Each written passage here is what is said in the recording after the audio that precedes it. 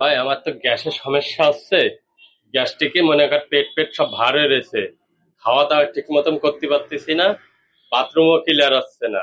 ঠিক আছে, এখন আমি কি করতে পারি? তোর কাছে না আইছি, এখন একটু দেখ। তোমার পেটে যে প্রবলেম গুলো হচ্ছে, এটা তোমার খাদ্যাভ্যাসের কারণে হইতে পারে।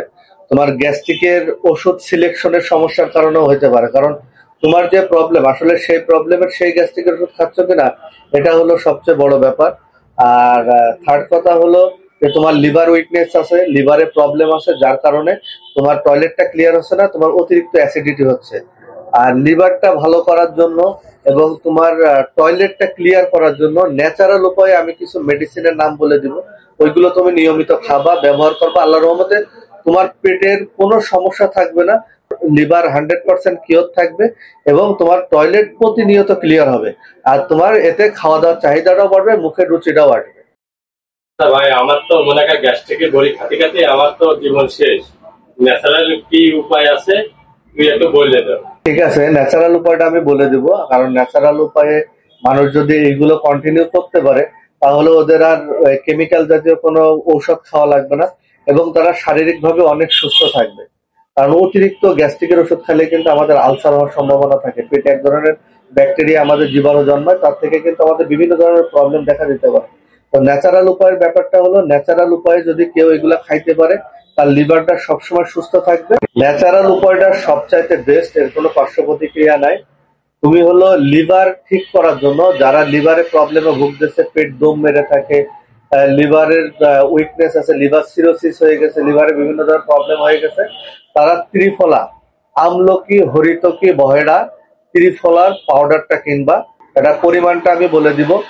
মেথি পাউডার, মেথি পাউডার, এই চারটা পাউডার একসাথে করে 1 চামচ বা হাফ চামচ, হাফ গ্লাস বা 1 গ্লাস পানিতে গুলিয়ে সকালে খালি পেটে খাবে, রাত্রে বা আসরের পরে খালি পেটে খাবে 2 বার। তোমার লিভার 100% সুস্থ থাকবে।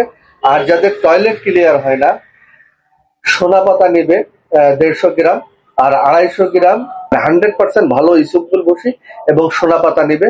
নিয়ে ওইটা মিক্স করে কন্টিনিউ খাবে। পেটের যত গ্যাস্ট্রিকের প্রবলেম এবং পেটের যত পীড়া, সমস্ত কিছু ঠিক হয়ে যাবে এবং তার টয়লেট নিয়মিত ক্লিয়ার হবে। আর যখন টয়লেট ক্লিয়ার হবে, তোমার গ্যাস্ট্রিকের প্রবলেমটাও থাকবে না, তোমার খাওয়া দাওয়ার অতিরিক্ত চাহিদা বাড়বে এবং তুমি সব ধরনের খাবারও খাইতে পারবে। ঠিক আছে ভাই, তুই যেভাবে বলবি সেভাবে আমি চলবো। আপনাদের উদ্দেশ্যে বলি, যাদের অতিরিক্ত অ্যাসিডিটি, দিন দিন পেট ফুলে যাচ্ছে, পেট দম লেগে যাচ্ছে, টয়লেট ক্লিয়ার হচ্ছে না, তো আপনাদের জন্য এই দুইটা পদ্ধতি বেস্ট হবে। ত্রিফলা, ত্রিফলা যেটা বললাম, আমলকি, হরিতকি, বহেড়া এবং মেথি, এর যে পাউডারটা আছে, পাউডারটা মিক্সিং করে আপনারা ত্রিফলাটা নেবেন 250 গ্রাম আর মেথি নেবেন 100 গ্রাম। নিয়ে এটা মিক্সিং করে আপনারা কন্টিনিউ খান। এবং যাদের টয়লেট একদমই ক্লিয়ার হয় না, সোনা পাতা 150 গ্রাম, 250 গ্রাম 1 নম্বর ইসুকগুল ভুসি, এটা নিয়ে খান। আল্লাহ রহমতে আপনাদের পেটের কোনো পীড়াই থাকবে না, আপনাদের গ্যাস্ট্রিকের কোনো প্রবলেমই থাকবে না। আর গ্যাস্ট্রিকের কোনো ওষুধ খাওয়ারও কোনো যুক্তি আসে না।